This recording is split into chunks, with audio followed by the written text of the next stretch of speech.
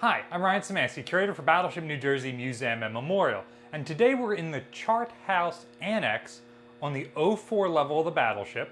And this space, you've got the bridge, the navigation bridge forward, then you got the chart house proper directly behind that, then either the middle or the aft chart house. It's listed as different things in different places, and then this space listed as the Chart House Annex. The fourth and final space associated with the chart house here on the O4 level is the navigating officer's office, previously the navigating officer's stateroom, which was right here on the starboard side of the space. The only major thing in this space is the case right here. And this case we were originally confused by, but a couple years ago opened it up and were able to figure out that this case was for the ship's chronometers. Now there are three openings in this case that are felt lined. It looks like that they would hold something approximately 6.5 or 7 inches wide, and there are three of them that should have been here. So it tells us that the ship should have had 3 chronometers. We do not have those anymore. That's what we thought. A couple of weeks ago, my friend Frank from the Battleship Missouri, who's the curator over there, was visiting us. It was his first time on board. So we went and explored some spaces that we don't often get to go down, and while we were there, sitting on a shelf right next to each other, 3 chronometers. So we find these things, and now we get to do the archaeology. Do they fit in the box?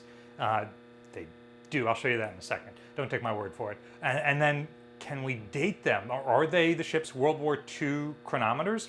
If the Navy left them on board in the 90s, then perhaps every time the ship was decommissioned, they just left them on board. So the thought is that, hey, maybe those are the original World War II ones and they've been on board the whole time. And we started researching this problem this morning, and here we are 8 hours later, and we've got more questions than answers, but we need a video for tonight, so here you go. Our chronometers actually come in 2 different types. We have this model here made by Marathon.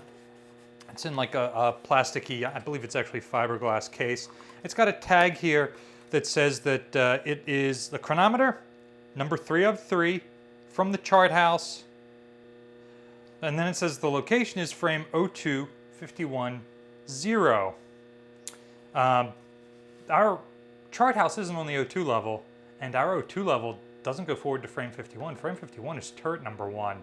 So our O2 level starts at like frame 86 with the conning tower. So that likely means that this was taken off of another ship. Instead of being stored in the compartment where we store things from other ships, it got stored in the collection space. And that may indicate why it's different from the other ones we have here. Now, interestingly, it does say it's number 3 of 3, and we do have 3 locations for this, but very confusing. Another thing that's confusing is Marathon got a contract to make this model of chronometer from the Navy in 1988. The Navy during World War II, I think it was 1942, gets a contract with the company Hamilton to make Model 21 and Model 22 chronometers. And Hamilton made something like 13,000 of them for the Navy during World War II. So almost certainly that's what this ship would have been issued. And the contract paperwork for the 1988 contract, which is let to 3 separate companies, Marathon and 2 others, specifies that these will be made in the same size as the older style ones so that they don't have to modify the storage space for them. Now, another interesting thing inside the box here, our chronometers are tagged A, B, and C. And these are labeled differently. So we're going to put 3 in the C position, just so that there's something in there. Now here is the second style of chronometer that we found. And so this next one we have is made by the Waltham Clock Company. They've been making chronometers for the US Navy since at least World War I, so like something like 100 years there. And they are the second of 3 companies that received the contract in 1988. Interestingly, this has a tag on the back of it that said it was manufactured in April of 1990 and the warranty expires in June of 95. It also has a tag on it, Curator item number 43, chronometer Yellowstone, and then an object number. The thing is, this is not the way we tag objects at this museum. So this might be telling us that this chronometer came off of USS Yellowstone, a destroyer tender that was decommissioned in the late 90s. And it might have been taken by Naval History and Heritage Command or another museum and then somehow made its way to us. That's interesting because the tag on the back, April 1990, that's less than a year before the ship is decommissioned. It doesn't make sense that they would have traded out the ship's original chronometers in the late 80s, right before the ship is decommissioned, with these new manufactured ones from the 1988 contract. However, this chronometer, which doesn't have any number on it at all, does fit perfectly in that A spot. And that brings us to the third chronometer, which is tagged as number 2. It also has the same tag on it that says it's from Yellowstone. So it's interesting that 2 from Yellowstone aren't numbered the same way. This one was manufactured in March of 1990, so 1 month prior to the other one. And again, 11 months before the Battleship is decommissioned. So my guess at this point is that these chronometers were taken by the museum or by some other museum and eventually acquired by this museum for potential display in an exhibit. I'm not entirely sure. They at least are of a type that would have been used on Navy ships right at the end of this ship's career. And they at least show what a chronometer is and does.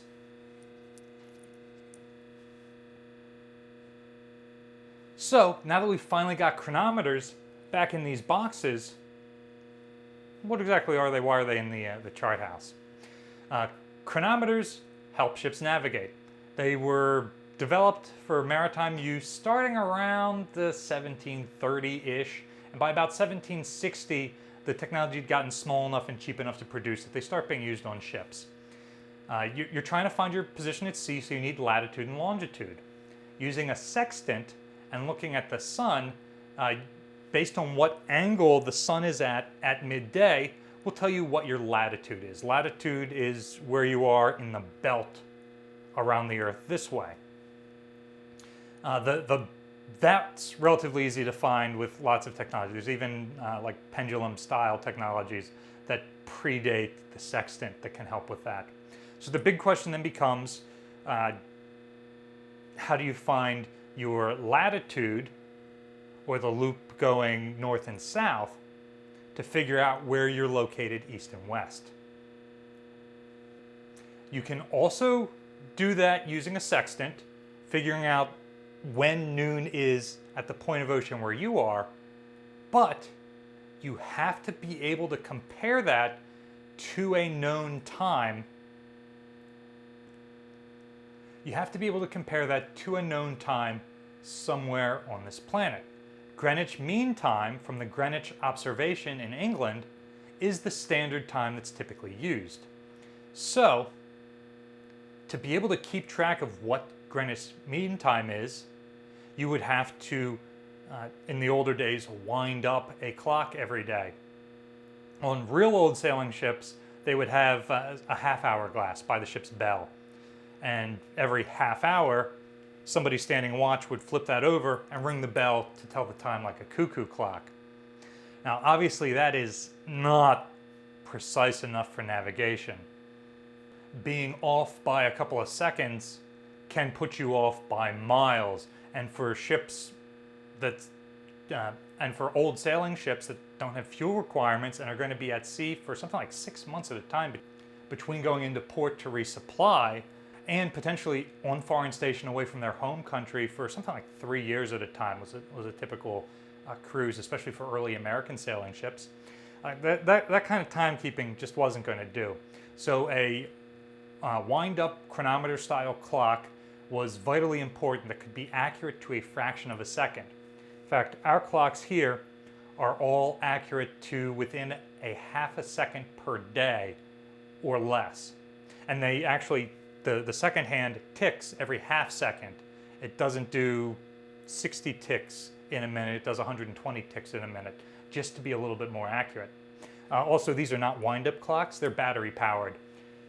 Two of them, the two that were the same, were D-cell batteries, and the other one uses a AA battery.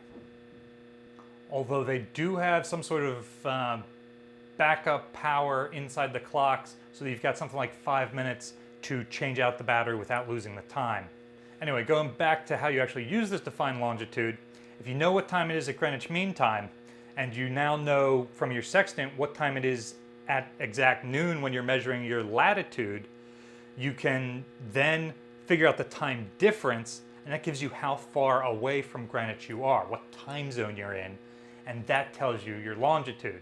So now you can triangulate your position to figure out exactly where in the ocean you are.